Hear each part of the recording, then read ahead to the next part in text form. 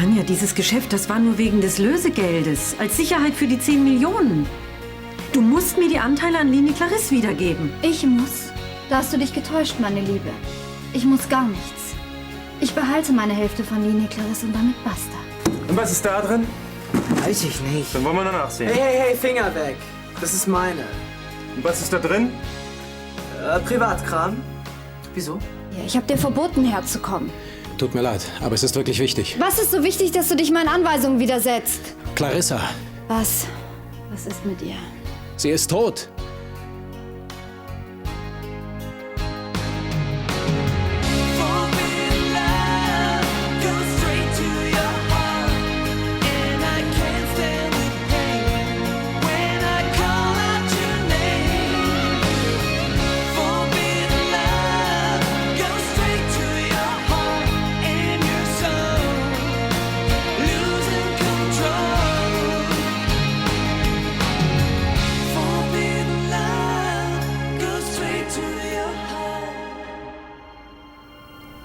Wie ist sie umgekommen?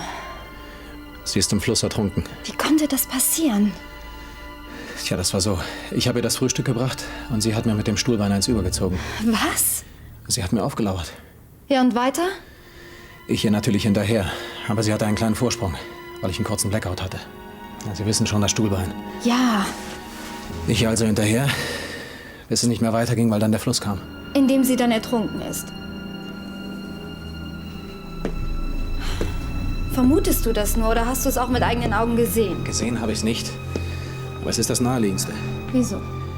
Weil ich hätte sie entdecken müssen. Sie hätte sich auch verstecken können. Ausgeschlossen. Ich habe das Ufergebiet im Umkreis von 1 Kilometer abgesucht. Okay, nehmen wir an, sie ist wirklich ertrunken. Wo ist ihre Leiche abgeblieben? Tja, keine Ahnung. Ich würde mal auf Holland tippen, falls sie nicht irgendwo... Falls und wenn, das ist mir zu unsicher. Dann überzeugen Sie sich doch selbst, dass unser Gast unmöglich überlebt haben kann. Ja, genau das werde ich auch tun. Ich habe nämlich keine Lust, wegen dem Fehler von dir in den Knast zu gehen. Ich habe keinen Fehler gemacht. Du hast sie aus einem todsicheren Versteck entkommen lassen. Sagt dir wohl alles, oder? Und ich frage Sie zum letzten Mal, was da drin ist. Und ich antworte Ihnen zum letzten Mal, dass Sie das nichts angeht. Wie Sie wollen, dann sehe ich halt nach. Das werden Sie mal schön bleiben lassen. Dann holen wir jetzt die Polizei. Die werden sich schön freuen, wenn Sie hier für die Katz antanzen müssen. Das wird sich noch herausstellen. Wird es nicht. Denn weder Sie, der D-Rex noch die Bullen haben das Recht, einfach so in meinen Sachen rumzuwühlen. Nur weil Sie etwas bei Frank suchen. Und wenn Sie mir einfach erlauben, einen kleinen Blick reinzuwerfen? Kapieren Sie es einfach nicht? Ich will nicht, dass Sie in meine Sachen reingucken. Kann ich jetzt gehen? Nachdem sie sich so hartnäckig geweigert hat, mir die Anteile an Linie Clarisse zurückzugeben, bin ich sogar fest davon überzeugt, dass sie hinter der Entführung steckt. Um an Clarissas Firmen ranzukommen. Gut, dass du das einsiehst. Und was machen wir jetzt mit dieser neuen Erkenntnis? Zur Polizei können wir jedenfalls nicht damit gehen. Obwohl sie sich Brandner und Linie Clarisse unter den Nagel gerissen hat. Kramer sagt, es reicht nicht aus, um sie aus dem Verkehr zu ziehen. Was muss man dem denn präsentieren, bis er endlich mal gründlich recherchiert? Beweise. Hieb- und Stichfeste. Ein Brief, ein Fax. Ja, natürlich. Dass ich da nicht gleich dran gedacht habe. Woran? Als ich das letzte Mal bei ihr war, war sie gerade dabei, Papiere in den Reißwolf zu füttern. Glaubst du wirklich, dass Tanja so dumm ist, belastendes Material aufzubewahren? Zu Hause? Wenn sie sich sicher fühlt, warum nicht? Und selbst wenn, dann könnt ihr es allenfalls noch als Konfetti verwenden. Falls es jemals Beweise gab, sind die jetzt sicher längst unbrauchbar gemacht. Tja, damit wir wieder bei der Ausgangsfrage wären. Wenn ihr mich fragt, kein Gericht der Welt wird Tanja ohne Belastungszeugen verurteilen. Nur kaum. Und genau den müssen wir jetzt finden. Ich dachte, Ihr Vater hätte Ihnen von unseren Schwierigkeiten berichtet. Er hat mir zwar erzählt, dass wir eventuell Vergleich beantragen müssen, aber hiervon hat er mir nichts erzählt. Vielleicht wollte er, dass Sie sich selbst ein Bild machen. Das habe ich getan. Und als erstes werde ich mir was einfallen lassen, um die drohende Zahlungsunfähigkeit abzuwenden. Ich habe auch nichts anderes erwartet. Sehen Sie, Heinrich, kaum ist der Junge da, schon weht eine frische Brise durch unsere Hallen. Ich habe auch nichts anderes erwartet. Allerdings muss der Brise auch ein Geldregen folgen. Das zwar. Na, nur Geduld, Heinrich. Ja, Rom wurde auch nicht an einem Tag erbaut. Das sagen zwar unseren Lieferanten, die auf ihr Geld warten. Um die kümmere ich mich gleich. Ach was, die haben so lange gewartet, da kommt es auf eine Stunde auch nicht mehr an. Aber wenn wir keinen Zahlungsaufschub bekommen, musst du statt eines Vergleichs Konkurs beantragen. Du weißt es also schon.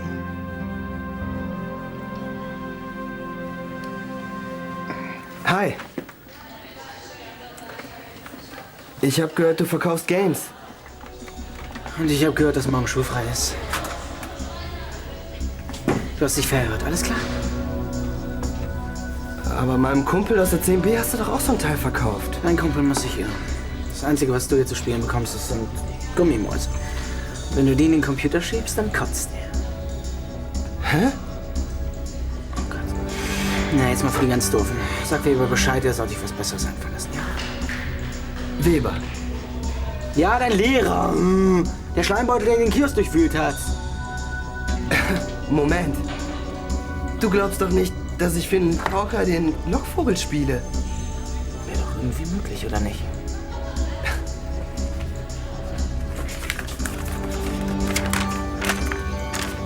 Verweis?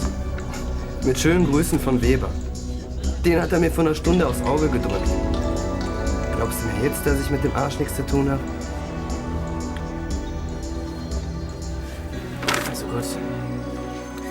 Heute Abend so gegen 8. Da stehst du dumm da. Ja, kommen Sie. Das ist ja nicht hier. Ja, das sind Sie. Ja. Unterhaltet euch ruhig weiter. Eigentlich wollten wir Sie was fragen. Wozu? Was habt ihr auf dem Herzen? Deinburger Mineralwasserwerk kurz vor dem Aus. Stimmt das? Sagen wir mal so. Wenn es uns nicht gelingt, unsere Gläubiger noch eine Weile hinzuhalten, dann müssen wir mit dem Schlimmsten rechnen. Das ist doch Wahnsinn! Das können wir doch nicht machen! Das gibt's doch nicht! Nein! Seid doch vernünftig! Ruhe! Ruhe! Ich verstehe euch ja, dass ihr euch deswegen Sorgen macht.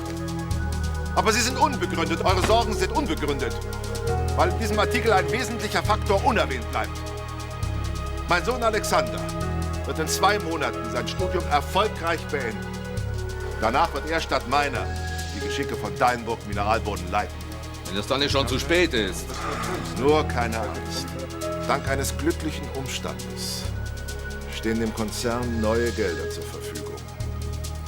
Mein Sohn Alexander wird demnächst in den heiligen Stand der Ehe treten.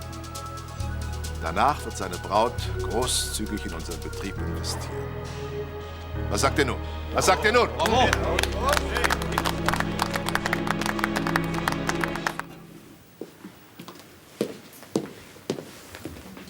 Tja, meine liebe Clarissa, nicht gerade die Beerdigung, die du dir immer gewünscht hast.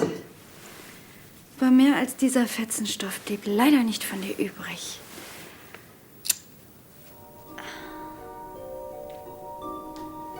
Asche zu Asche, Staub zu Staub. Lassen Sie nur, ich bin eine Freundin der Gräfin. Hallo, meine Liebe. Störe ich? Kann ich auch ein anderes Mal wiederkommen? Nein, bleib ruhig. Ich musste nur gerade irgendwie an Ratschan denken. Ich weiß auch nicht, wieso. Vielleicht wegen unseres Streits? Ich meine, wenn einem eine gute Freundin solche Dinge sagt, kommt man schon ins Nachdenken. Ich wollte dir auch vorschlagen, dass wir das Ganze vergessen. Ich bin ein bisschen übers Ziel hinausgeschossen, aber das Leben ist viel zu kurz, um sich zu streiten. Hm? Ja, du hast recht. Wir sollten unseren Streit vergessen. Dann sind wir wieder Freundinnen? Mhm. Ich weiß gar nicht, was mir da für ein Stein vom Herzen fällt. Obwohl ich eigentlich mit deiner Reaktion gerechnet habe. Wieso? Weil heute ein Tag ist, wo mir alles gelingen muss. Weißt du warum? Ich habe beschlossen, den Entführern die Stirn zu bieten. Ach ja? Die Zeiten sind endgültig vorbei, wo ich vor diesen Verbrechern gekuscht habe. Klingt ja wie eine richtige Kampfansage. Ja, und damit die auch merken, dass ich es ernst meine, habe ich eine kleine Überraschung vorbereitet.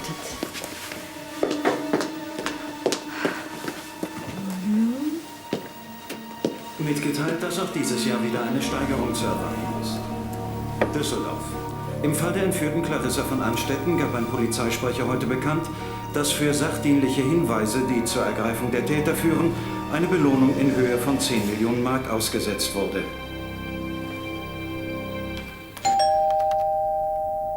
Na komm, mach schon auf.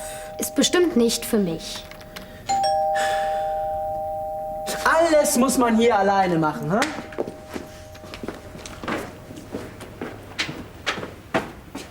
Ah, gut, dass du kommst. Ich muss mit dir sprechen. Ja, ich auch mit dir. Erstmal danke, dass du mir den Arsch gerettet hast. Schon okay. So, und jetzt zum geschäftlichen Teil. Ich bräuchte dir unbedingt die Kiste wieder mit den Games. Ich habe nämlich einen riesen Deal an Land gezogen. Was? Ja, du bist natürlich nicht daran beteiligt. Sag bloß, du willst die Dinger weiter verticken. Na klar. Das kannst du nicht bringen. Wieso? Weil das der mega Beschiss ist. Diese Games sind nichts weiter. Von wegen Beschiss. Fast wäre ich auf deine Nummer reingefallen, Alter. Das war keine Nummer. Nein, natürlich nicht. Sag mal, 20 Mark und das Game gehört dir? Hey, das ist ja ein richtig menschlicher Preis. Ja, so sind wir eben. Aber ich habe dir doch gerade erklärt, dass dieses Game nichts weiter ist. Und ich habe dir gesagt, dass mir das egal ist. Danke. Nur weiter so, du wirst es noch weit bringen. Nimm den Scheiß und vergiss dich, okay? Denkst du nicht mehr richtig? Im Gegenteil, ich bin so klar wie nie zuvor. Und deshalb kündige ich. Allerdings glaube ich ehrlich gesagt nicht, dass sich außer Spinnern und Verrückten jemand meldet, der wirklich was weiß. Da wäre ich mir nicht so sicher. Charlie, nach der letzten gescheiterten Geldübergabe sind die Entführer mit Sicherheit über alle Berge. Keine Entführer, keine Verräter. Und wenn du 100 Millionen Mark aussetzt, Klingt logisch. dann kannst du den Aufruf theoretisch ja zurückziehen. Im Gegenteil. Ich werde ihn noch mal wiederholen lassen. Wäre doch gelacht, wenn ich Clarissas Millionen nicht unter die Leute kriege. Hallo, Papa.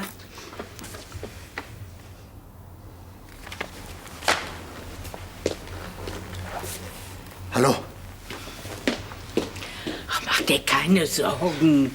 Er beruhigt sich schon wieder. Sag mal, wie läuft's denn zwischen dir und Alexander? Gut. Sehr gut sogar. Alexander hat heute ein Vorstellungsgespräch. Ach, und darum brauchtest du die Rezepte. Ich kann ihn ja schlecht ausgehungert ein neues Leben beginnen lassen. Stimmt. Allerdings, wenn er nun die Stelle gar nicht bekommen hat, oder war das vorher schon 100% sicher? Nein, aber Alexander hat bestimmt gute Zeugnisse. Die wären schön dumm, wenn sie ihn nicht nehmen würden. Mach dir keine Sorgen. Er wird schon schaffen. Ich freue mich ja so. Vor allem, weil er Papa dann endlich beweisen kann, was in ihm steckt. Ja? Oder glaubst du, Papa wird Alexander niemals akzeptieren? Wenn ich das wüsste. Kannst du mir mal verraten, was das eben sollte? Was meinst du? Deine Ansprache, mit der du alle Welt über meine Hochzeitspläne unterrichtet hast. Aber das ist doch kein Geheimnis. Trotzdem hättest du mir überlassen müssen, wann ich es öffentlich bekannt gebe. Mir schien der Zeitpunkt sehr geeignet. Mir aber nicht. Jetzt sieht es nämlich so aus, als würde ich Eva nur heiraten, damit sie uns aus unserer finanziellen Misere rettet. Aber so habe ich das doch nicht gemeint. Klang aber so. Wirklich? Das wollte ich natürlich nicht. Es tut mir leid, Alexander. Aufrichtig leid. Glaub mir, es war wirklich nicht meine Absicht, dich zu kränken. Schon gut. Nein, nein, nein, nein. Ich denke, wir sollten das jetzt klären. Ich weiß doch, wie viel Eva dir bedeutet. Und dass ihr beide ein so schönes Paar abgeben werdet. Aber sie ist nun mal nicht nur die Frau deines Herzens, sondern auch die Frau, die unseren Betrieb retten kann. Verstehst du? Und Kopf hoch. Bin sicher, dass am Ende alles gut ausgehen wird. Bestimmt. Ich habe mich auch nur aufgeregt wegen der vielen Probleme, die wir haben. Guter Jahrgang. Oder sagt man das beim Cognac nicht? Keine Ahnung. Es interessiert mich auch nicht die Bohne. Das kann ich mir lebhaft vorstellen. Schön. Dann kannst du dir ja auch vorstellen, dass ich langsam ungeduldig werde. Hast du die Spuren in der Scheune beseitigt? Hab ich. Hast du auch nichts übersehen? Gut. Hier sind 100.000 Mark drin. Hatten wir nicht mehr ausgemacht? Die restlichen 400.000 findest du auf einem Konto auf den Cayman Islands. Ich habe dir dort ein Hotel gebucht. Wer sagt denn, dass ich verreisen will? Ich. Ah, verstehe. Ihnen geht der Arsch auf Grundeis, weil Clarissa abgenippelt ist. Und jetzt wollen Sie auf Nummer sicher gehen und mich ins Ausland abschieben. Erfasst sonst noch Fragen? Kann man auf diesen Islands auch deutsches Radio hören? Manchmal erfährt man von Dingen, die einen irgendwie nachdenklich machen. Wie viel? 100.000? Nachdenklicher. 200.000? 500.000? Nochmal 500.000? Glaubst du, dass ich dir 1 Million gebe? Unsere blonde Freundin aus der Galerie würde mir das 10-fache zahlen. Dafür würdest du aber auch in den Knast wandern. Deshalb ziehe ich Ihre Million auf den Cayman-Inseln noch vor.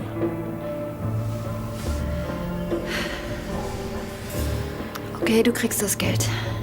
Aber ich warne dich. Komm nicht auf die Idee, noch mehr rausschlagen zu wollen. Keine Angst.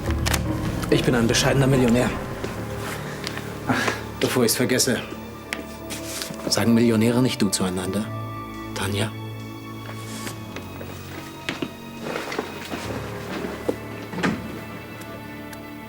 Ramon ist im Wohnzimmer, aber ich warne dich, er ist irgendwie schlecht drauf heute.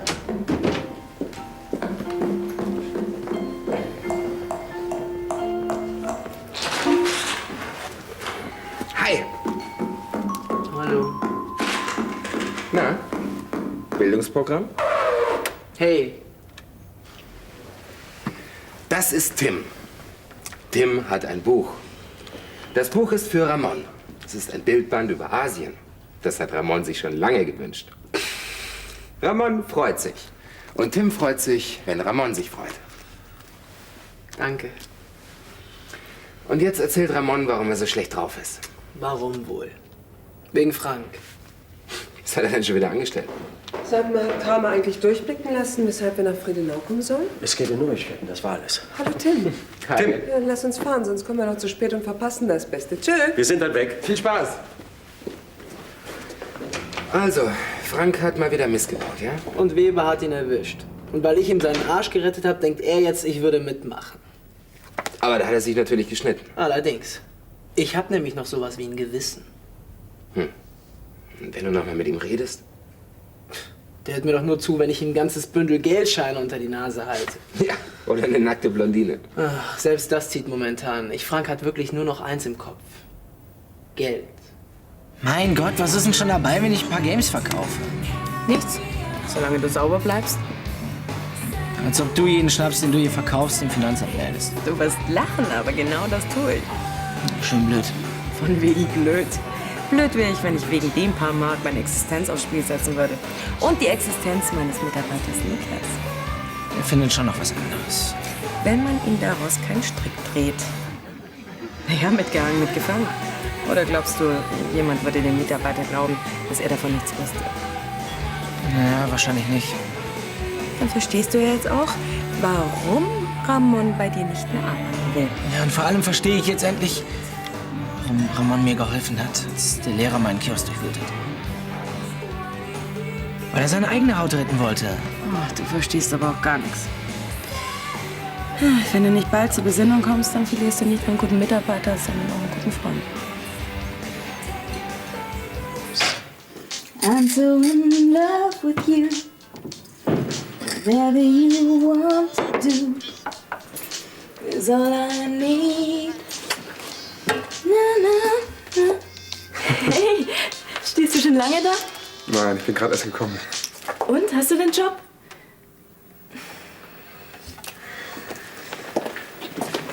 Haben sie dir wenigstens gesagt, warum sie dich nicht wollen? Nein. Ich verstehe das nicht. Du hast doch super Zeugnisse. Ja, aber die haben andere auch. Hey, Kopf hoch. Betrachte die Absage als eine Art Übung. Ja, für dein nächstes Vorstellungsgespräch. Dann weißt du wenigstens schon mal, wie sowas abläuft. Und wie man sich dann fühlt, wenn es nicht klappt. Ich habe uns was gekocht. Oma Ernas Spezialrezept. Oma sagt, es bewirkt manchmal Wunder. Ein Wunder. Das ist genau das, was ich jetzt brauchen könnte. Ja, was soll schon sein? Kommissar Kramer verfolgt eine neue Spur. Ja, oder er will bluffen. Seinen letzten Fall hat er ja auch so gelöst. Wie damals, als er George überführt hat. Ja, der Trick mit Clarissas Double war doch genial. George hat geglaubt, er hätte sie erschossen, und als sie dann lebend vor ihm stand, da sind ihm die Nerven durchgegangen. Du, der Zweck heiligt eben die Mittel. Ja. Na, hoffentlich sieht Clarissa das auch so. Immerhin habe ich 10 Millionen ihres Vermögens als Belohnung ausgesetzt. Vielleicht hat sich daraufhin jemand gemeldet und Kramer will uns das nur mitteilen. Ah, das hätte er auch am Telefon machen können. Nee, das muss was anderes sein. Er will uns etwas oder jemanden zeigen. Du meinst so eine Art Gegenüberstellung? Ja, und ich kann euch auch sagen, um wen es geht. Ist euch noch nicht aufgefallen, dass nur eine Person aus Clarissas näherer Umgebung fehlt? Entschuldigt die Verspätung. Ist irgendwas? Wir haben uns nur gefragt, wo du so lange bleibst. Ich hatte einen wichtigen Anruf zu erledigen. Wieso? Was ist denn? Kramer hat immer von einer Frau gesprochen, die der Kopf der Bande sein soll. Verstehe. Ihr dachtet also, Kramer hätte mich bereits verhaftet. Tut mir leid, da muss ich euch enttäuschen. Abgesehen davon bin ich ja auch nicht die einzige Frau hier. Was soll das denn heißen? 3-mal darfst du raten.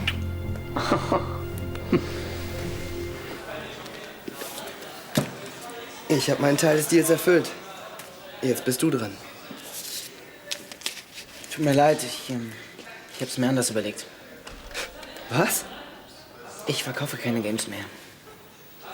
Wieso nicht? Weil, die Dinger haben Virus. Du willst mich doch verarschen. Das ist doch eine billige Ausrede. Ja, stimmt. Aber an deiner Stelle würde ich sie schlucken, sonst schluckst du die hier, okay? Okay. Wie du willst. Dann besorge ich mir die Teile eben woanders.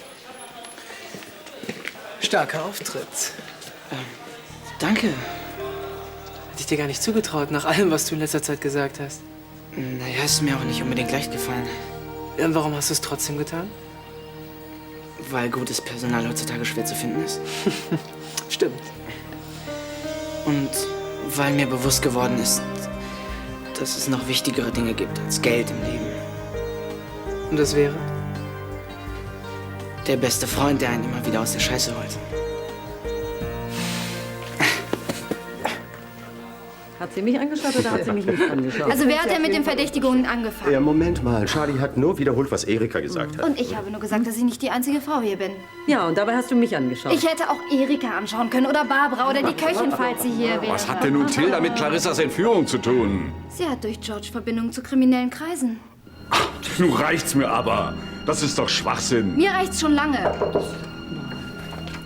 Tut mir leid, dass Sie warten mussten. Aber wie ich hören konnte, haben Sie sich ja die Zeit durch eine angeregte Unterhaltung vertrieben. Kommen Sie zur Sache. Gern. Der Grund, warum ich Sie alle hierher bestellt habe, ist... Aber sehen Sie doch selbst.